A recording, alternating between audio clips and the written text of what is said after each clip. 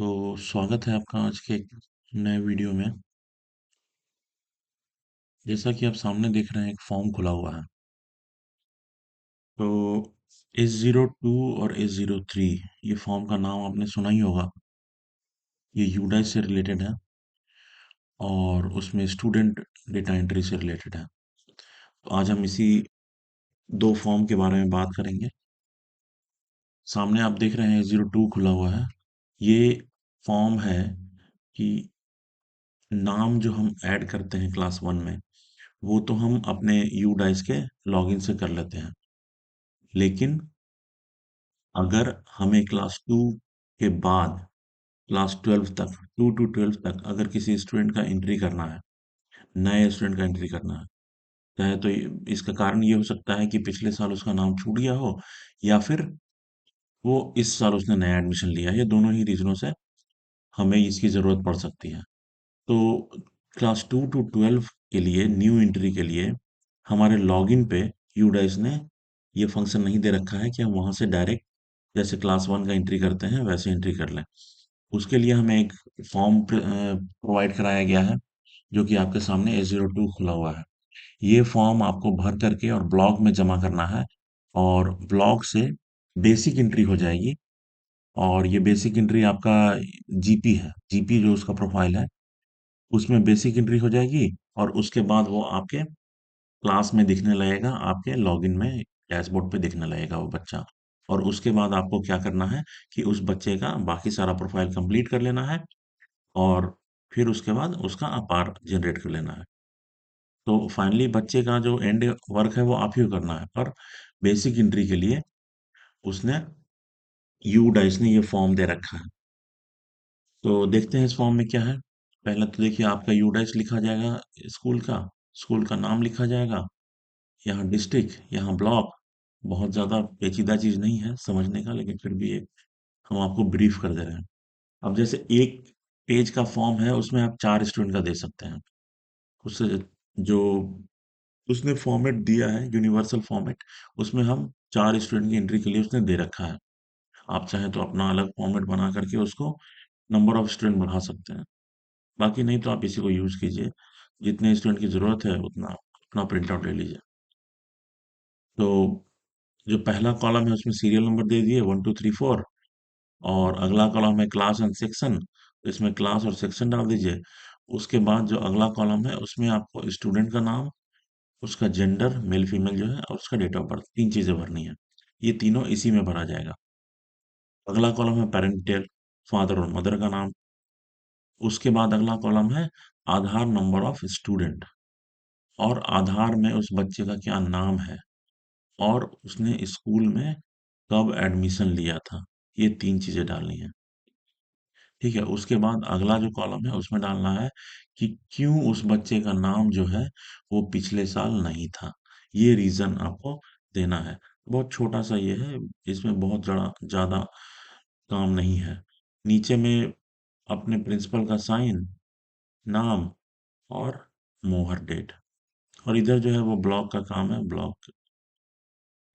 Block वाले का, जो रिसीव करेगा वो अपना इस पे साइन, नाम, डेजिग्नेशन, सील, डेट, ये सब लिख करके अपने फाइल में रख लेगा कि उसने इतने लोगों का नाम ऐड किया है। ठीक है। तो S02 हो गया, ये नाम ऐड करने के लिए हो गया। अब आते हैं S03 पे।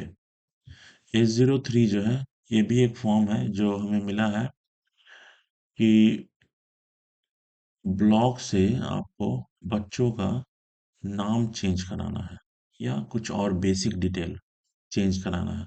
जैसे क्या होता है कि हम पिछले साल, जैसा कि मैं अपने कई वीडियो में बता चुका हूँ, ये इतना पेचीदा नहीं था, थोड़ा लिबरल था यूडाइस। तो जिसकी वजह से काफ़ी गलतियाँ हुई हैं उसके एंट्री में। जैसे कि स्पेलिंग मिस्टेक हुआ, मदर फादर का स्पेलिंग नहीं, मदर फादर तो हम चेंज कर सकते हैं। बच्चे का स्पेलिंग मिस्टेक हुआ, बच्चे के नाम में स्पेलिंग मिस्टेक हुआ। और ये स्पेलिंग मिस्टेक होने का एक और कारण है, जो शायद आपको ध्यान गया होगा। ऑनलाइन जितनी एंट्री होती है वो सब इंग्लिश में होता है, और आप अपनी नामांकन पंजी देखेंगे तो नामांकन पंजी में बच्चों का एंट्री जो है वो हिंदी में होता है। तो जब आप हिंदी से इंग्लिश में ट्रांसलेट कीजिएगा और एंट्री कीजिएगा बिना जांच पड़ताल के, तो वो बेसिक गलतियां, स्पेलिंग मिस्टेक होता है। तो इसके लिए थोड़ा प्रिकॉशन आप रख सकते हैं। अब चूंकि सब कुछ ऑनलाइन हो रहा है, तो इसके लिए थोड़ा प्रिकॉशन आप रख सकते हैं कि जब आप बच्चे का एंट्री कर रहे हैं तो हिंदी और इंग्लिश दोनों में एंट्री करें, जिससे कि आगे आपको दोबारा से उसका आधार ढूंढना और ये सब करने का झंझट ना पड़े। खैर, वो अलग चीज़ है, उसको छोड़ते हैं। अभी आते हैं S03 में। S03 में ये उस बच्चे के लिए है जिसका एंट्री ऑलरेडी यूडाइस में है। S02 उसके लिए था जिसका एंट्री यूडाइस में नहीं था, और S03 उसके लिए है जिसका एंट्री है, उसमें करेक्शन करना है।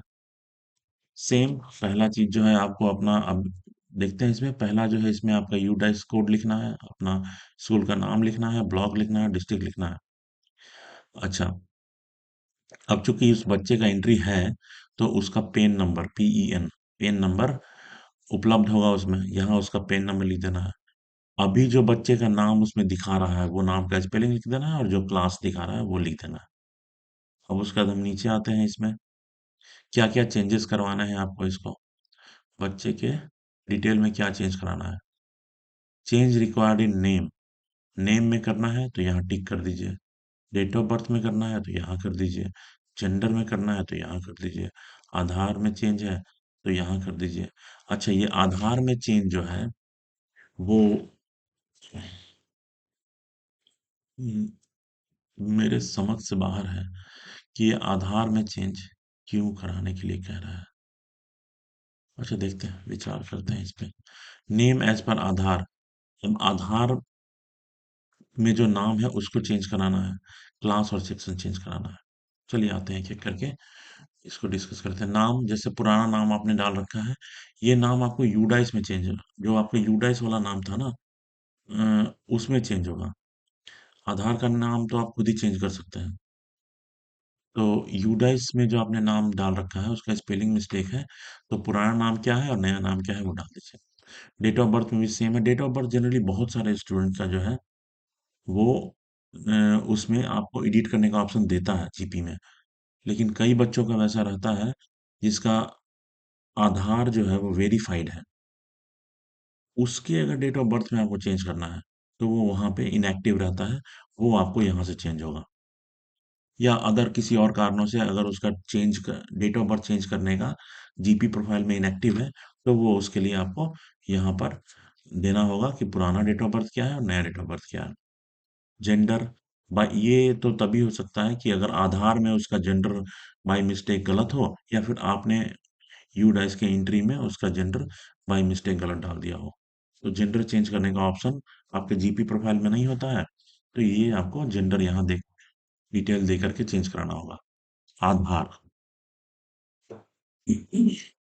अब आधार, पुराना आधार और नया आधार, अब इसका वजह मेरे को पता नहीं है, क्योंकि आधार जो है वो जिसके नाम पे होता है वेरीफाई, उसी के नाम पे होता है, दूसरे किसी के नाम पे वो वेरीफाई नहीं होता।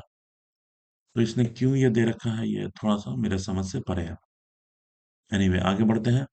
नेम एज पर आधार, ये अगर आपका आधार वेरीफाइड है और उसने इनएक्टिव कर रखा है और उसमें आपको चेंज करना है, आपने अगर अपना नाम अपने आधार में, नया आधार में, ये इसलिए होता है क्योंकि पिछले साल जैसे आपने आधार से एंट्री कर दिया, आधार को वेरीफाई कर दिया, ठीक है, लेकिन इस बार आपने अपने आधार में चेंजेस कराए, अपने नाम के स्पेलिंग में चेंज कराए, और या कुछ भी नाम के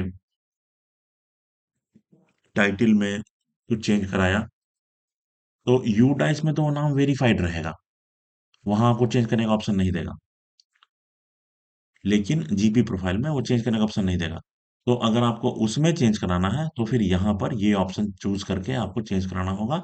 पुराना नाम आधार का दीजिए और नया नाम आधार का दीजिए, ठीक है। उसके बाद क्लास और सेक्शन, तो आप वैसे क्लास चेंज करने का ऑप्शन नहीं देता है, सेक्शन चेंज करने का ऑप्शन वो देता है। सेक्शन आप अपने जीपी मतलब सॉरी अपने लॉगिन में आप सेक्शन चेंज कर सकते हैं। हाँ, क्लास और सेक्शन दोनों साथ में चेंज करना है तो आपको इस ऑप्शन का यूज करना है और ये फॉर्म भर के दे देना है। इसमें क्या है कि ये जो फॉर्मेट है 03 S03, इसमें आप एक बच्चे का एक फॉर्म भरा जाएगा। A02 में क्या था कि एक साथ 4 बच्चे का एंट्री आप दे सकते हैं करने के लिए। इसमें एक बच्चे के लिए एक फॉर्म भरा जाएगा। तो उसके बाद नीचे में बाएं साइड में जो स्कूल का डिटेल, हेडमास्टर का साइन, मोहर, सिग्नेचर ये सब है। राइट साइड में ब्लॉक का साइन, मोहर, सिग्नेचर है। बस इतना सा छोटा सा ये काम है, बहुत ज्यादा इसमें है नहीं।